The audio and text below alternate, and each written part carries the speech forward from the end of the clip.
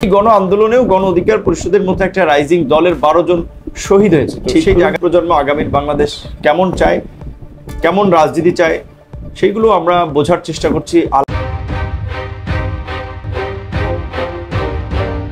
2018 সালে ঐতিহাসিক কোটা সংস্কার আন্দোলনের মধ্যে দিয়ে আমাদের যাত্রা এবং সেই কোটা সংস্কার আন্দোলন এই ফ্যাসিবাদের পতনে একটি সফল গণঅভ্যুত্থান ঘটিয়েছে। যেই আন্দোলনের নেতৃত্ব দানকারী ছাত্রদের ডাকে মানুষ রাস্তায় নেমে এসেছিল এবং ছাত্রদের প্রতি অগাধ আস্থা, বিশ্বাস, ভালোবাসা দেখিয়েছে, যার ফলেই কিন্তু আমরা একটা দল গঠন করেছি।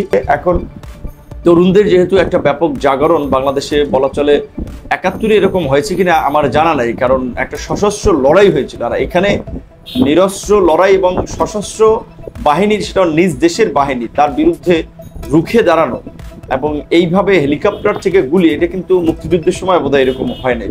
এইরকম একটা লড়াইয়ের মধ্যে দিয়ে তরুণ প্রজন্ম একটা পরিবর্তন এনেছে। আমরা একটা গণমানুষের দল হয়ে ওঠার জন্য, গণমানুষের আকাঙ্ক্ষায় গণ অধিকার পরিষদকে গড়ে তোলার জন্য এই নিবন্ধনের পর আমরা সারা দেশে মতবিনিময় সভা করছি, মানুষের প্রতিক্রিয়া বোঝার চেষ্টা করছি।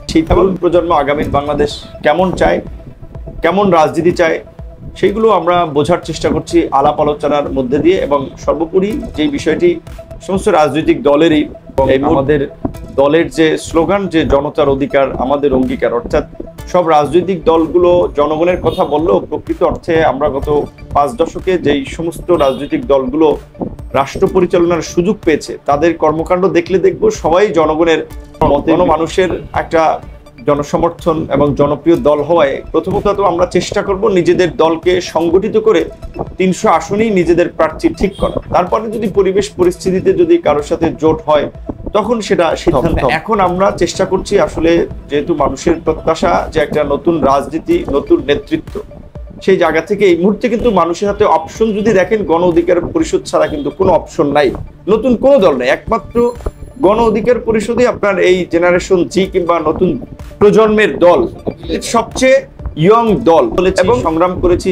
এবং এই অধিকার আদায়ের আন্দোলন করতে গিয়ে আমাদের প্রত্যেকটি নেতাকর্মী ঢাকা থেকে ঢাকার বাইরে সমস্ত জায়গায় নির্যাতিত হয়েছে, নিষ্পেষিত হয়েছে, অনেকে জীবন দিয়েছে।